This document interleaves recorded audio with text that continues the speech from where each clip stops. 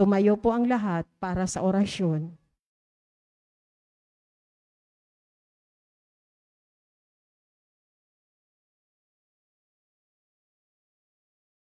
Sa ngalan ng Ama at ng Anak at ng Espiritu Santo. Amen. Ang anghel ng Panginoon ay nagbalita kay Santa Maria. At siya'y naglililalang ng Espiritu Santo. Aba, Ginoong Maria, napupuno ka ng grasya. Ang Panginoong Diyos ay sumasa iyo. Bukod kang pinagpala sa babaeng lahat, at pinagpala naman ang iyong anak na si Jesus. Santa Maria, Ina ng Diyos, ipanalangin mo kaming makasalanan, ngayon at kung kami mamamatay. Amen. Narito ang alipin ng Panginoon. Maganap nawa sa akin ayon sa wika mo. Aba, Ginoong Maria, napupuno ka ng grasya. Ang Panginoong Diyos ay sumasa iyo.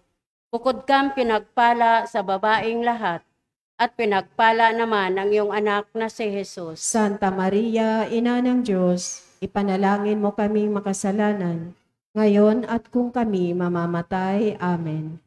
At ang salita ay nagkatawang tao. At nakipamuhay sa atin. Aba, Ginoong Maria, napupuno ka ng grasya. Ang Panginoong Diyos ay sumasa iyo. Bukod kang pinagpala sa babaeng lahat, at pinagpala naman ang iyong anak na si Jesus. Santa Maria, Ina ng Diyos, ipanalangin mo kaming makasalanan, ngayon at kung kami mamamatay. Amen. Ipanalangin mo kami, O Santa na Ina ng Diyos, nang kami maging dapat makinabang sa mga pangako ni Kristo. Manalangin tayo.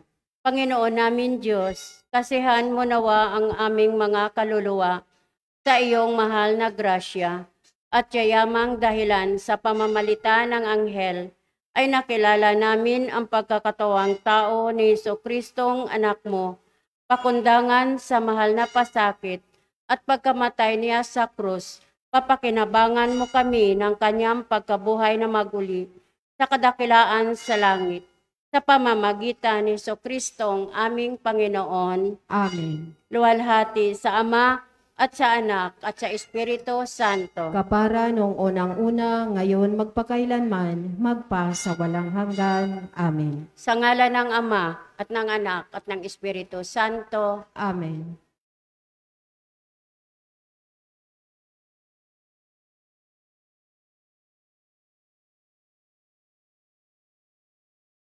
At ang mamumuno po sa ating banal na pagdiriwang ngayon, ang ating pong Kora Paroko, Reverend Father Douglas D. Badong.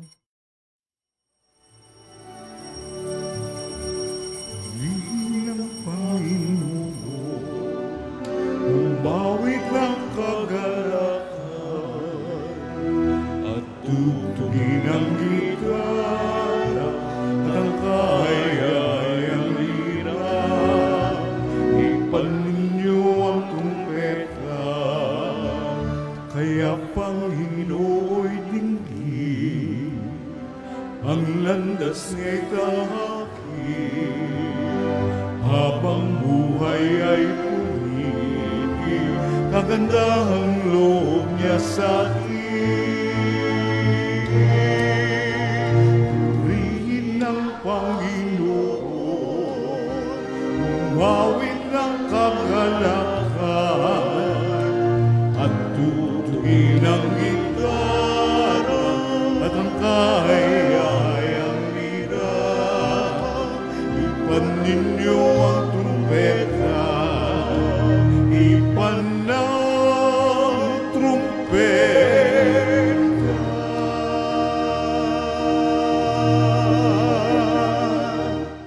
sa ngalan ng Ama at ng Anak at ng Espiritu Santo. Amen. Ang pagpapala ng ating Panginoong Hesukristo, ang pag-ibig ng Diyos Ama, at ang makikipagkaisa ng Espiritu Santo naway sumainyong lahat. At sumaiyo rin. Mga kapatid, tinipon tayo bilang mga kaanib na angkan ng Diyos, kaya dumulog tayo sa maawaing Panginoong nagpapatawad ng lubos. Sinugong tagapagpagaling sa mga nagsisisi, Panginoon, kaawaan mo kami. Panginoon, kaawaan mo kami. Dumating na tagapaganyayang mga makasalanay magsisi, Kristo, kaawaan mo kami. Kristo, kaawaan mo kami. Nakaluklok ka sa kanan ng Diyos Ama para ipamagitan kami. Panginoon, kaawaan mo kami. Panginoon, kaawaan mo kami. Kaawaan tayo ng makapangyarihang Diyos, patawarin tayo sa ating mga kasalanan at patnubayan tayo sa buhay na walang hanggan. Amen. Manalangin tayo. Ama naming makapangyarihan, ang iyo nawang kagandahang loob ay manguna at sumubaybay sa aming pamumuhay ngayon at araw-araw upang kami itaguyod sa paninindigang gumawa ng kabutihan sa pamamagitan ni Jesucristo kasama ng Espiritu Santo magpasawalang hanggan. Amen. Maupo po ang lahat.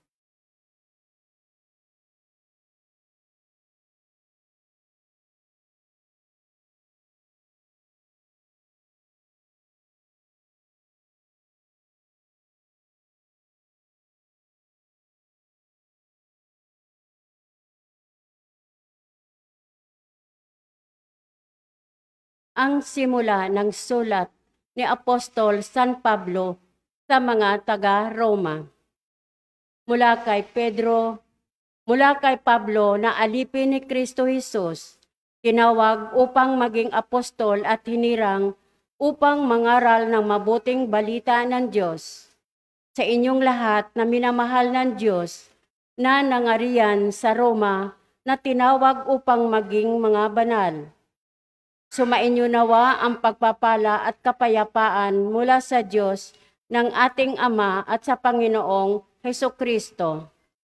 Ang mabuting balitang ito na ipinangako niya noon pang una sa pamamagitan ng mga propeta at nasasaad sa mga banal na kasulatan ay tungkol sa kanyang anak, ang ating Panginoong Hesukristo.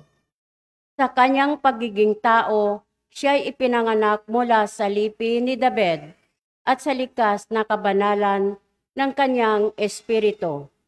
Ipinahayag siyang anak ng Diyos sa pamamagitan ng makapangyarihang gawa ang kanyang muling pagkabuhay. Sa pamamagitan niya, tinanggap namin sa Diyos ang kaloob na maging apostol upang ang lahat ng bansa ay akayin sa pananampalataya at pagsunod sa Kanya. Kabilang din kayo sa mga tinawag na maging tagasunod ni Hesukristo. Ang salita ng Diyos. Salamat sa Diyos. Salmong tugunan ang ating pong itutugon. Ang Diyos na rin ang naghayag ng handog niyang pagliligtas, tayo pong lahat. Ang Diyos na rin ang naghayag ng handog niyang pagliligtas. Umawit ng bagong awit at sa poon ay ialay, pagkat yaong ginawa niya'y ay kahanga-hangang tunay. Sa sariling lakas niya at taglay na kabanalan, walang hirap na matamo, yaong hangad na tagumpay. Tugon, ang Diyos na rin ang naghayag ng handog niyang pagliligtas. ang tagumpay niyang ito'y siya na rin ang naghayag. Sa harap ng mga bansay, nahayag ang pagliligtas, ang pangako sa Israel, lubos niyang tinutupad. Tugon, Ang Diyos na rin ang naghayag ng handog niyang pagliligtas.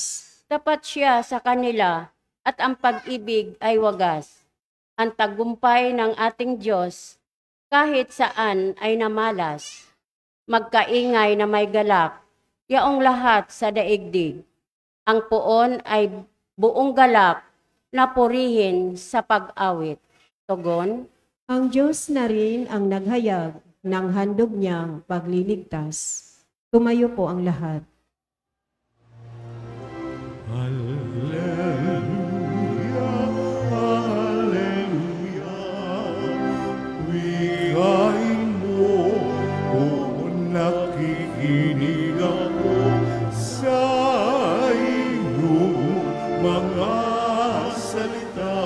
Hallelujah, hallelujah, hallelujah.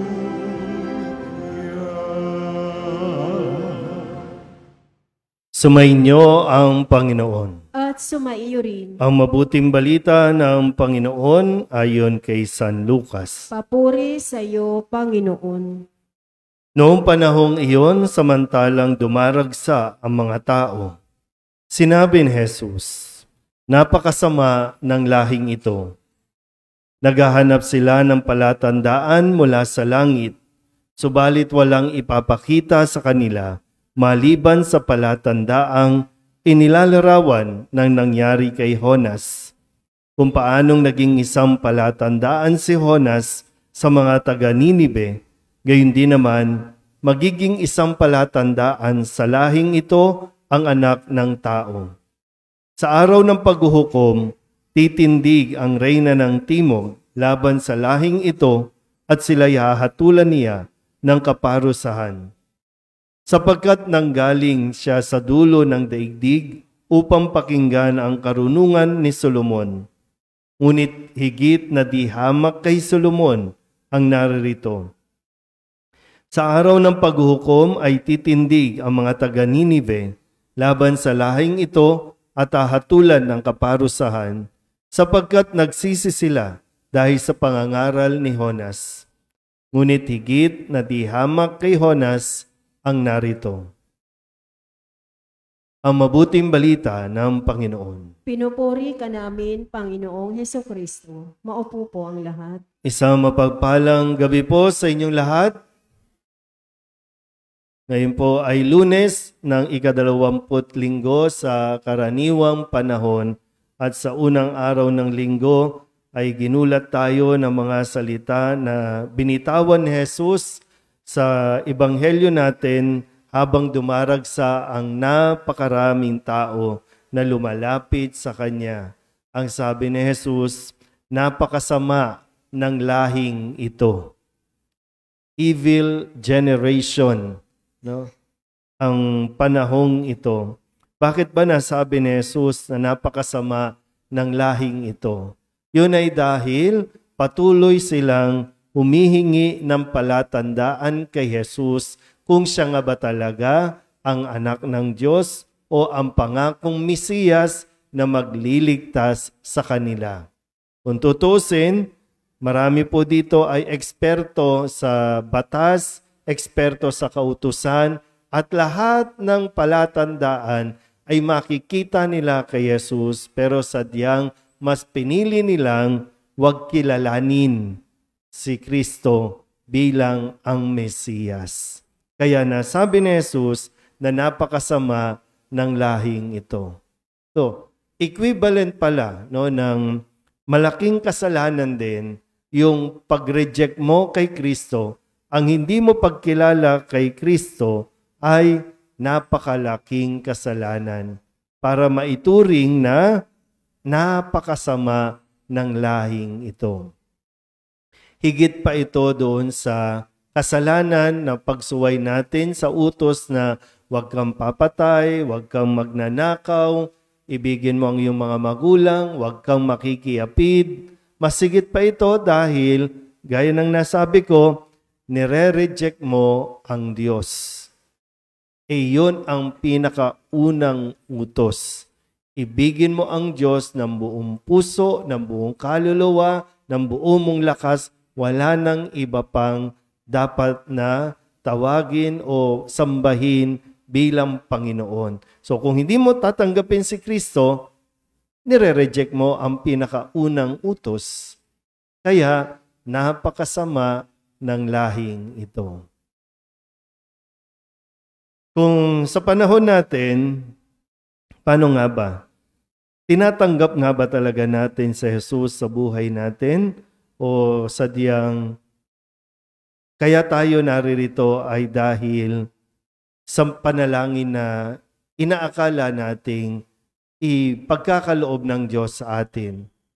Sabi nga, ask and you shall receive, seek and you shall find, knock and the door shall be open unto you. Pero ang tanong nga, tinatanggap ba natin si Kristo? Kasi ang palatandaan na pagtanggap kay Kristo ay kakibat din ng paghingi natin ng tawad, pagtalikod sa kasalanan, yung pagsisisi. Nagsisisi ba tayo? Humihingi ba tayo ng tawad sa Diyos o humihingi lang tayo ng kung ano-anong hinihiling natin sa Diyos?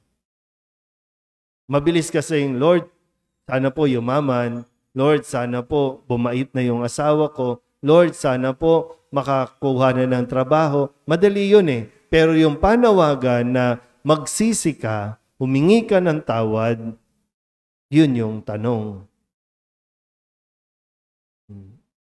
Kasi hindi lahat po ng nagdarasal para sa ikababait ng ibang tao ay nagsisisi ng kasalanan na siyang panawagan din ni Jesus. Magsisi tayo, tumalikod sa kasalanan, magbalik loob sa Diyos. So kung hindi nagsisisi, tumatalikod tayo sa Diyos. Pagpatuloy natin at sinanay natin na tumalikod sa Diyos, sino nga harap sa atin? Demonyo. At ano magiging ugali natin? Malademonyo. Kaya mas lalo tayo magiging napakasama sa panahong ito kung saan tayo nabubuhay.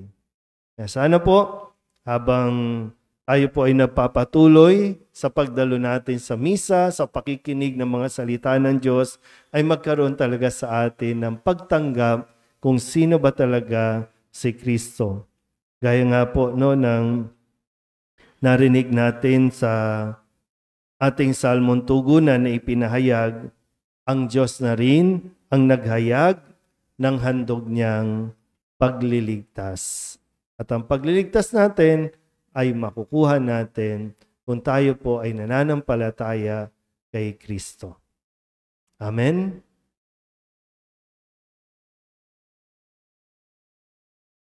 Mayo po ang lahat.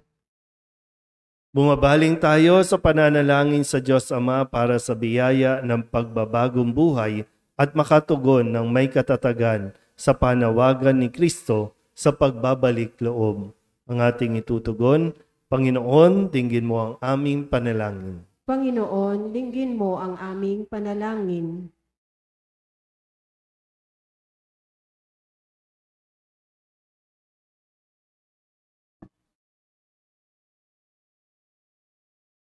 Ang mga puso ng lahat ng lalaki at babae naway mapanumbalik sa Panginoon na tumatawag sa daigdig sa pagsisisi.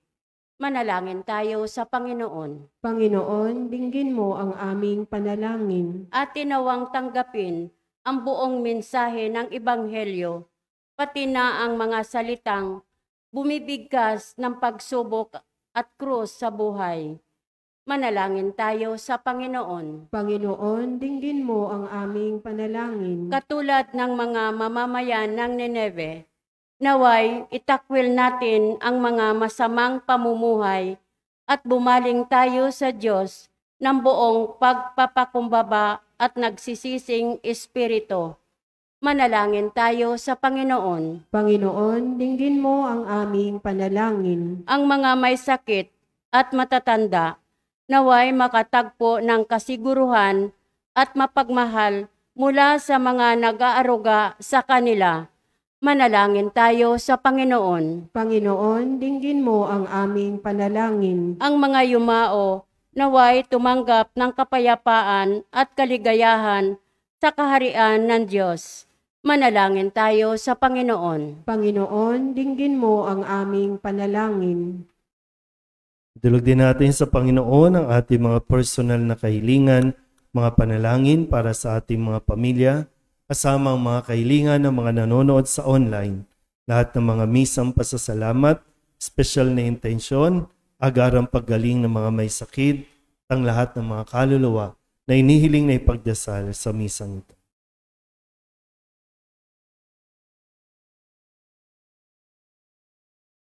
Ang lahat ng ito inihiling namin sa ngalan ni Kristong aming Panginoon. Amen. Maupo po ang lahat.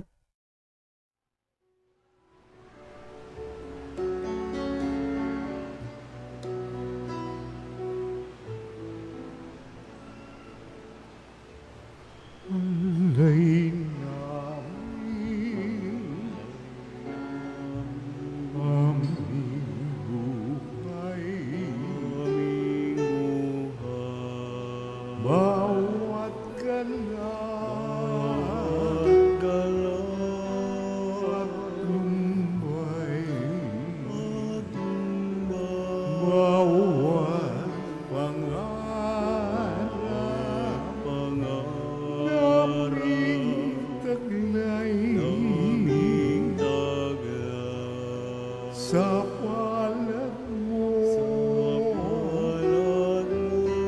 ilalagay.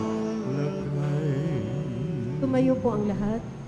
Manalangin kayo mga kapatid upang paghahain natin ay kalugdan ng Diyos amang makapangyarihan. Tanggapin nawa ng Panginoon itong paghahain sa iyong mga kamay, sa kapurihan niya at karangalan sa ating kapakinabangan at sa buong sambayanan niyang banal. Ama naming lumikha, tanggapin mo ang aming mga panalangin na sumasaliw sa aming paghahain upang sa ginaganap naming pagdiriwang kami makatawid sa kaluwalhatian sa pamamagitan ni Jesucristo kasama ng Espiritu Santo magpasawalang hanggan. Amen. Sumainyo ang Panginoon. At sumaiyo rin. Itaas sa Diyos ang inyong puso at diwa. Itinaas na namin sa Panginoon. Pasalamatan natin ang Panginoong ating Diyos. Marapat na siya ay pasalamatan. Ama naming makapangyarihan, tunay nga marapat na ikaw ay aming pasalamatan. Ikinalugod mong likain ang sanlibutan na iyong pinagbabago at idinarangal sa pamamagitan ng iyong anak na kinalulugdan, kaya't utang na loob ng iyong mga itinatangi at ng mga banal na kapiling mong lagi ang iyong paggiliw at pagkakandili. Kaya kaysa ng mga anghel nagsisiawin ng papuri sa iyo nang walang humpay sa kalangitan, kami nagbubunyi sa iyong kadakilaan. Santo, Santo, Santo, Panginoong Diyos na makapangyarihan, napupuno ang langit at lupa ng kaluwalhatian mo. Hosana sa kaitaasan, pinagpala ang naparirito sa ngalan ng Panginoon. Hosana sa kaitaasan. Ama naming banal, ikaw ang bukal ng tanang kabanalan. Kaya't sa pamamagitan ng iyong Espiritu, gawin mong banal ang kaloob na ito upang para sa aming maging katawan at dugo ng aming Panginoong Jesucristo. Bago niya pinagtiis ang kusang loob na maging handog, hinawakan niya ang tinapay, pinasalamatan kaniya, pinaghati-hati niya iyon, iniabot sa kanyang mga alagad at sinabi, "Tanggapin ninyong lahat ito at kanin, ito ang aking katawan na ihahandog para sa inyo."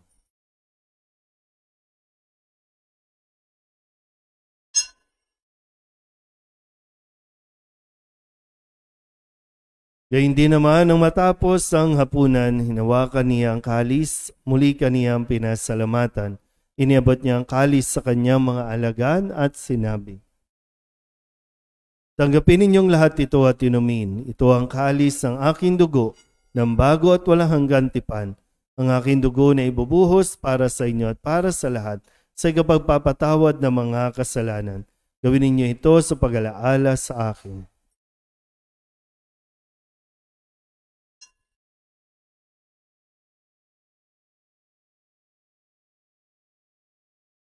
Ipagbunyi natin ang misteryo ng pananampalataya. Si Kristo'y namatay, si Kristo'y nabuhay, si Kristo'y babalik sa wakas ng panahon. Ama, ginagawa namin ngayon ang pag-alaala sa pagkamatay at muling pagkabuhay ng iyong anak. Kaya tiniaalay namin sa iyo ang tinapay na nagbibigay buhay at ang kalis na nagkakaloob ng kaligtasan. Kami napapasalamat dahil kami iyong minarapat na tumayo sa harap mo para maglingkod sa iyo. Isinasamo namin kami magsasalo-salo sa katawan at dugo ni Kristo ay mabuklod sa pagkakaisa sa pamamagitan ng Espiritu Santo. Ama, lingapin mo ang iyong simbahang laganap sa buong daigdig. Puspusin mo kami sa pag-ibig kay San Francisco na aming Papa at ni Jose na aming Obispo at ng Tanang Kaparian. Alalahanin mo rin ang mga kapatid naming nahimlay na may pag-asang sila'y muling mabubuhay, gayon din ang lahat ng mga pumanaw. Kawaan mo sila at patuloyin sa iyong kaliwanagan. Kawaan mo at paginapating kaming lahat na makasalo sa iyong buhay na walang wakas. Kaysa ng mahal na Birhen Maria na ina ng Diyos, ng kabiyak ng puso niyang si San Jose. Kaysa ng mga apostol at ng lahat ng mga banal na namuhay dito sa daigdig na kalugod-lugod sa iyo. May pagdiwang nawa namin ang papupuri sa ikararangal mo sa pamamagitan ng iyong anak na aming Panginoong Hesukristo. Sa pamamagitan ni Kristo, kasama niya at sa Kanya, ang lahat ng parangal at papuri ay sa iyo, Diyos Amang makapangyarihan, kasama ng Espiritu Santo, magpasawalang hanggan.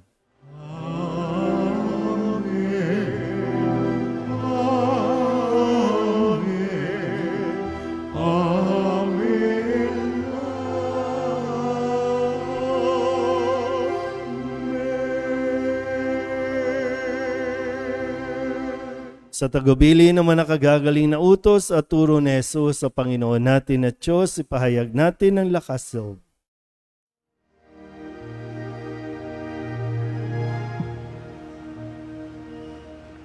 Ama namin sumasalangit ka, sambahin ang ngalan mo. Mapasa amin ang kaharian mo, sundin ang loob mo dito sa lupa para lang sa langit. Bigyan mo kami ngayon ng aming kakanin sa araw-araw, at patawarin mo kami sa aming mga sala, para ng pagpapatawad namin sa nagkakasala sa amin. At huwag mo kaming ipahintulot sa tukso, at iadya mo kami sa lahat ng masama. Hinihiling namin kami iadya sa lahat na masama, pagkalooban ng kapayapaan araw-araw, iligtas sa kasalanan at ilayo sa lahat ng kapahamakan, samantalang aming pinananabikan ang dakilang araw ng pagpapahayag ng tagapagligtas naming si Hesukristo. Sapagkat iyo ang kaharian at ang kapangyarihan at ang kapurihan magpakailanman. Amen. Panginoong Hesukristo, sinabi mo sa iyong mga apostol, kapayapaan ang iniiwan ko sa inyo, ang aking kapayapaan ang binibigay ko sa inyo. Tunghayin mo ang aming pananampalataya at huwag ang aming mga pagkakasala. Pagkalooban mo kami ng kapayapaan at pagkakaisa ayon sa iyong kalooban, kasama ng Espiritu Santo, magpasawalang hanggan. Amen. Ang kapayapaan ng Panginoon ay laging sumainyo. At sumaiyo rin. Mabigayan po tayo ng kapayapaan sa isa't isa.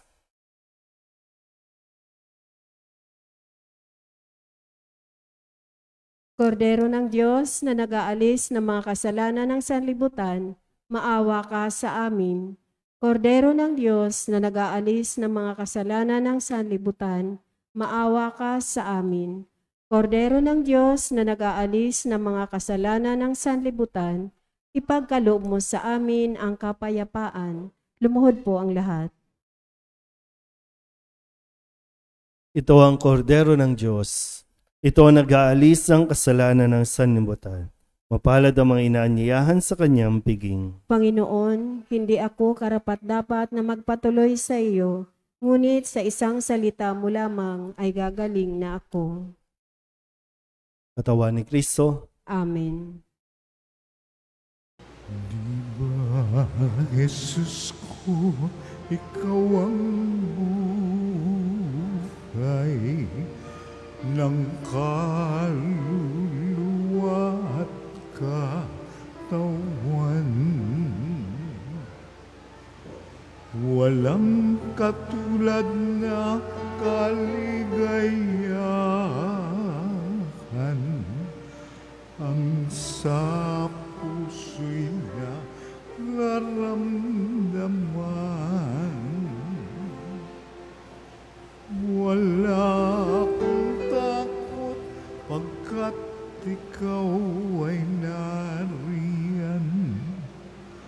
Alam ko ring ako ay di mo pababayaan. Mayroon pa ba kaya kung dapat pangambahan maliban sa aking mga pagkukulang? Diba, Jesus ko, ikaw ang buhay ng kaluluwa at katawan.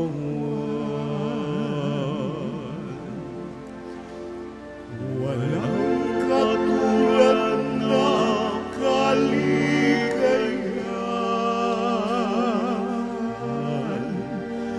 ang sa puso'y nararamdaman.